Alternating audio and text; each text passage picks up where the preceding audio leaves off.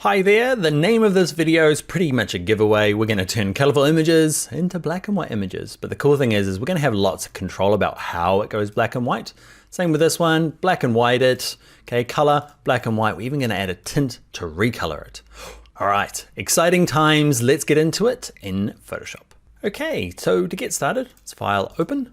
And let's open up two files from the color folder. It's called black and white. There is an O1 and an O2. We'll start with O1.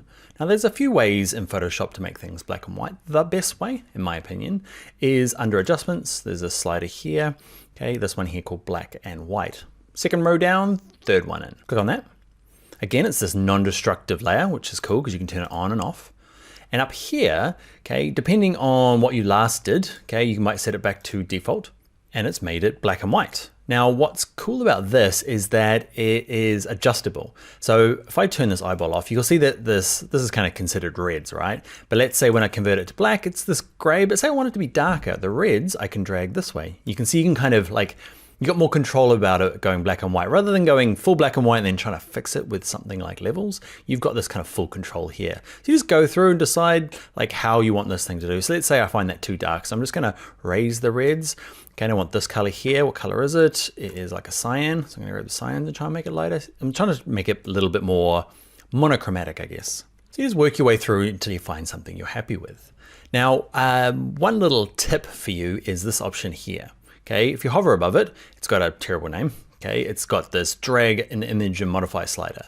Okay, so you can click on this little hand here, and what it allows you to do, instead of having to like work out what color that is, you saw before I turned the eye on and off, I'm like, your cyan, your magenta, and then turning it back on and trying to adjust them here, you can actually just drag on this. So I've got this selected, goes a darker color, and let's say I want to darken up this, I click, hold with my mouse, drag it right to make it lighter, drag it left to make it darker. So often this is just easier. Okay, I'm just gonna kind of just drag them around. Maybe the background needs to be a little bit lighter.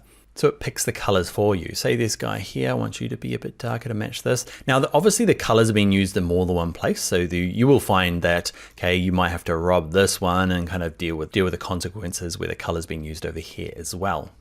Later on when we get into masking, you will be able to kind of just work on a particular object. But for the moment, we're just doing some adjustments, clicking, holding, and dragging. Let's jump to the second example, do the same thing, and I'll show you one last trick.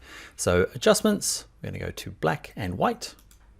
I love this little inky stuff in water. We'll use this a little bit throughout the course, but I'm introducing it now mainly because I am sick of looking at shoes. Okay, I've decided for a shoe theme for this course. And I kind of regret it. We're only at like video 10. So now we've got ink and water. And what we're going to do, the same thing as before, we can just adjust these, okay? But it's probably easier to click on this and say, because you see there's like two main colors in this ink splodge thing. Okay, so I'm going to turn them on and you can just kind of start dragging. And let's say I want to make it everything darker, so I'm just dragging it to the left, okay? And it just kind of picks what colors. Okay, work around. Maybe a bit too dark down here.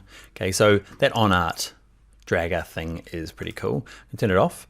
The thing I wanted to show you was this thing here called tint. We kind of looked at something called colorize when we did hue and saturation. This thing here works the exact same way. It's just a handy way of doing it. Black and whiting it in one color and going to tint.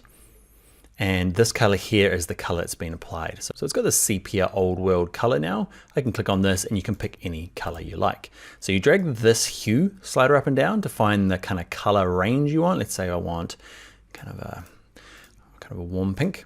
Click OK. And now when I go to my little on art slider here, I'm going to decide to drag it so it's just a bit brighter. Cool, huh?